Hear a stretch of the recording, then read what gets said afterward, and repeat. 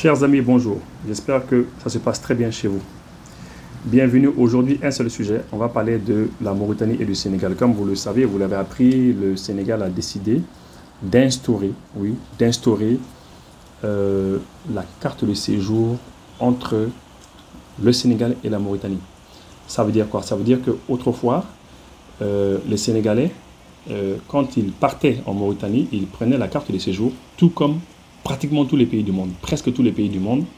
Quand ils partaient en Mauritanie, ils prenaient la carte de séjour. Mais dernièrement, le Sénégal, tout le monde se rappelle du voyage du Premier ministre Ousmane Sonko. Il est parti en Mauritanie, il a discuté avec eux. C'était suite aux expulsions massives qui se passaient en Mauritanie, parce que les Mauritaniens ont décidé d'expulser massivement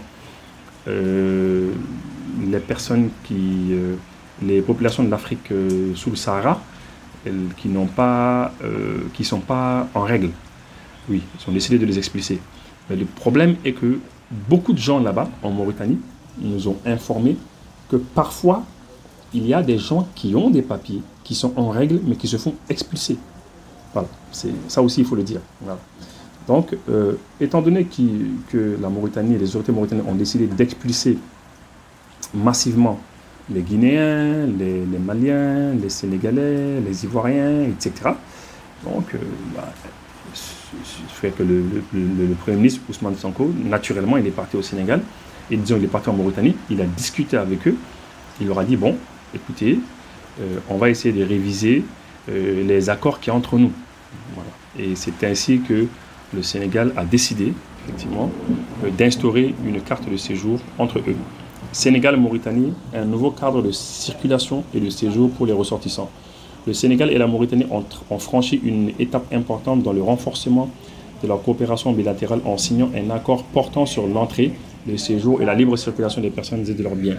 Fondé sur les principes de réciprocité, de respect mutuel et de fraternité entre les deux peuples, ce texte vise à faciliter les déplacements et à encadrer de manière claire le séjour des ressortissants de part et d'autre de la frontière. Selon un communiqué conjoint, les ressortissants mauritaniens qui résident sur le territoire sénégalais pour une durée supérieure à 3 mois sont tenus de se conformer aux démarches requises pour l'obtention d'une carte de séjour. Pour cela, ils doivent présenter une copie de leur carte nationale d'identité biométrique ou de leur passeport biométrique en cours de validité, accompagné de l'original de leur carte consulaire. Le Sénégal leur accorde un accès simplifié à la carte de séjour dans le cadre de cet accord bilatéral.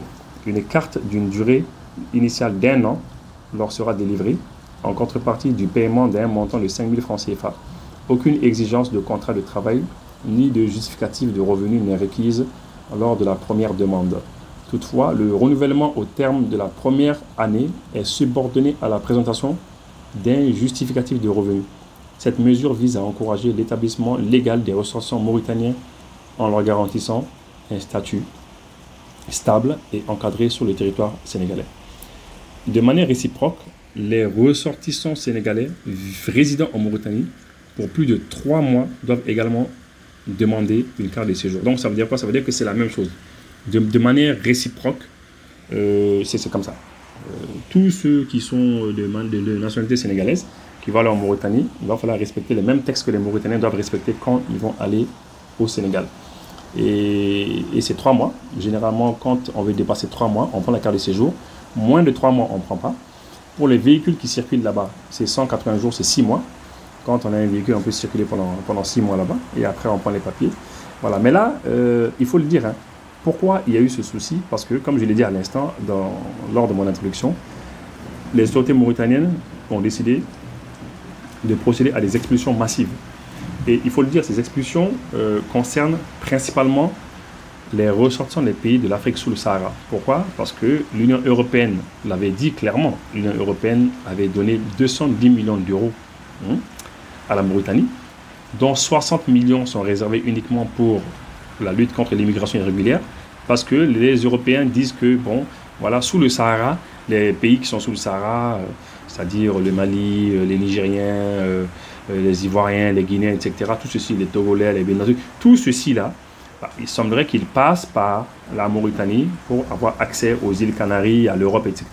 Et puisque les Européens, ils ne veulent pas qu'on vienne chez eux, Ils ont mis un grand barrage là, ils veulent pas nous voir. Mais par contre, ils veulent de nos ressources. Oui, nos ressources naturelles, ça ils veulent. Ah oui, ils veulent profiter de tout ce qu'ils peuvent sur notre territoire, mais ils ne veulent pas nous voir nous. Ils ne veulent pas qu'on aille chez eux.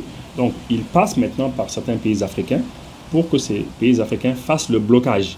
Et la Mauritanie fait partie de ces pays qui bloquent. Voilà, c'est ça. Bon, après, les Mauritaniens, qu'ils aient raison ou pas, moi, ça ne me regarde pas. Hein. Mais ce que moi, je sais, c'est que ce que le Sénégal a fait, c'est très bien. C'est très bien. Hein. La Mauritanie a le droit de dégager les gens qu'elle veut. Oui, c'est ça. Mais aussi, le Sénégal aussi a le droit aussi d'instaurer la carte de séjour entre eux. Et je sais que le Sénégal va passer à l'étape suivante. L'étape suivante, c'est quoi? C'est les expulsions aussi. Voilà. Donc, il faut dire les choses de manière très claire. Sonko est parti en Mauritanie parce qu'il n'était pas content de la manière dont les Sénégalais étaient traités. Il s'est expulsé, il n'était pas content, c'est pour ça qu'il a révisé ce traité. On les salue. Maintenant, on en vient au Mali. Étant donné que la Mauritanie a instauré ce document entre la carte de séjour entre la Mauritanie et pratiquement tous les pays du monde, donc on n'est pas les seuls qui sont ciblés. Non. Mais, puisque nous subissons cela aussi, eh bien, à mon avis, les pays de l'AES doivent aussi instaurer des cartes de séjour pour les citoyens mauritaniens. Oui, dans nos pays, il faut y aller très vite. Il faut y aller très vite, on ne doit pas perdre du temps. Je sais que c'est en cours, j'ai des informations, je sais que c'est en cours, je sais que ça avance, mais ça avance trop lentement à mon avis. Voilà que le Sénégal, très rapidement, ils l'ont fait. Il faut que nous aussi, on le fasse rapidement. Hein? D'ailleurs, il l'avait dit, nos ministres, lorsqu'ils étaient passés là-bas dernièrement, face aux expulsions des Maliens, je me rappelle que le ministre des Affaires étrangères était là-bas, le ministre des Maliens établi à l'extérieur était là-bas, le directeur général de l'Agence nationale de la sécurité d'État, c'est-à-dire l'ancien ministre Modibo Koné, le général, était là-bas aussi. Et à cette occasion, ils avaient dit clairement que les dispositions allaient être prises pour faire une relecture des textes. Écoutons. D'amitié et de fraternité qui ont toujours existé entre la République islamique de Mauritanie et la République du Mali. Plus spécifiquement, le message aussi était pour pouvoir exprimer au président El Ghazouani l'appréciation du président Goïta pour le traitement qui est donné à toutes les questions qui concernent le Mali et l'engagement de la Mauritanie auprès du Mali pour la préservation de l'unité et de l'intégrité territoriale du Mali. Le président m'a chargé de venir apporter des messages spécifiques auprès de son frère et lui faire part de sa préoccupation particulière en tant que chef d'État du Mali pour œuvrer à préserver les intérêts des Maliens qui vivent ici en Mauritanie, comme la nécessité aussi pour nous de continuer à œuvrer pour pouvoir préserver les intérêts des citoyens mauritaniens qui vivent au Mali. Le ministre Diop a également exprimé la volonté du président de la transition, le général d'armée Assimi Goïta, d'œuvrer de concert avec son homologue mauritanien dans le sens d'un meilleur traitement des Mauritaniens au Mali comme des Maliens en Mauritanie. À cet égard, les deux parties ont convenu de procéder à la révision d'un traité de libre circulation signé depuis 1963 entre le Mali et la Mauritanie. Nous avons entendu que les autorités maliennes, lorsqu'elles avaient effectué un voyage là-bas, en Mauritanie, lorsqu'il y avait beaucoup d'expulsions, nos ressortissants étaient beaucoup expulsés, et bien, le ministre Abdoulaye Diop, qui parlait tout de suite, était là-bas. Le ministre des Maliens établi à l'extérieur, M. Moussa Agater, était là-bas. Le directeur général des services de renseignement, Modibo Koné, le général, était là-bas. Et vous avez tous entendu qu'ils avaient décidé, depuis ce temps-là, de réviser l'accord de coopération qu'il y a entre la Mauritanie et le Mali. Accord qui date de 1963. Je pense qu'il faut y aller rapidement, parce que l'autre jour, Ousmane Sonko, il est parti en Mauritanie. Il n'était pas content du fait que des Sénégalais étaient expulsés. Il a décidé de réviser cet accord-là de coopération. Il a révisé, et voilà, nous en sommes où? Nous en sommes à la réciprocité. À mon avis, il faut y aller sur ça. Il faut que nos autorités aillent rapidement. À mon avis, on a pris trop de temps. Ça fait quand même 6, 7, 8 mois pratiquement qu'on est dans ça. Il ne se passe de jour, il ne peut se passer de jour sans que les Maliens nous appellent pour nous dire qu'ils sont expulsés. La plupart, évidemment, les gens qui sont expulsés n'ont pas de papier, ne sont pas à jour, parce que les autorités mauritaniennes, d'après ce qu'on nous a dit, les autorités ne leur donnent pas systématiquement les papiers à tous. Voilà.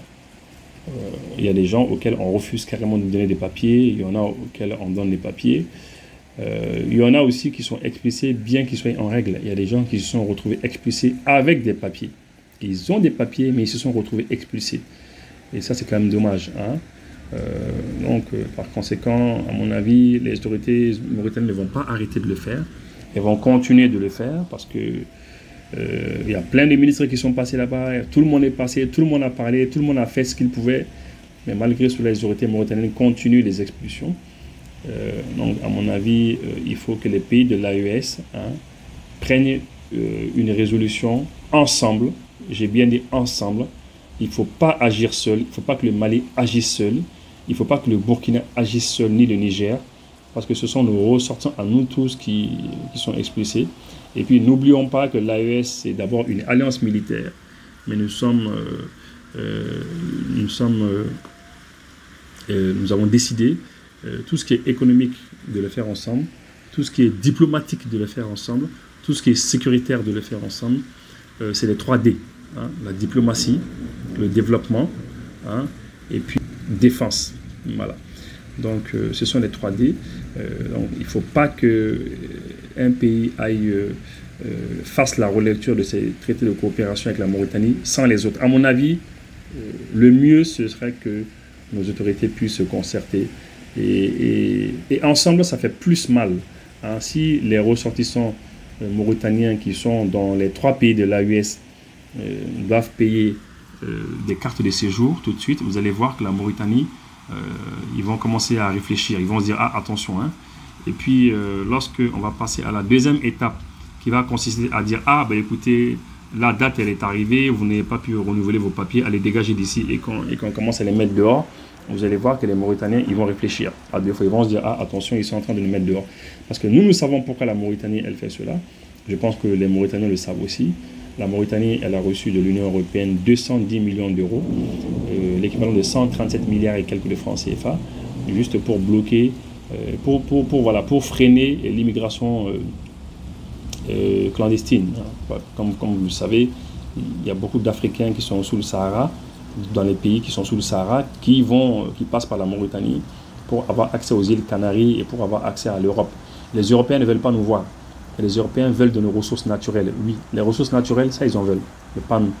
Et par conséquent, les Européens, la solution qu'ils ont trouvée, c'est de donner beaucoup d'argent à la Mauritanie pour procéder à ce blocus. Et c'est ça qui est en marche, à mon avis. À mon avis, c'est mon analyse, c'est ce que je pense. À mon avis, il faut la réciprocité, mais il ne faut pas y aller seul. Merci les amis, à bientôt.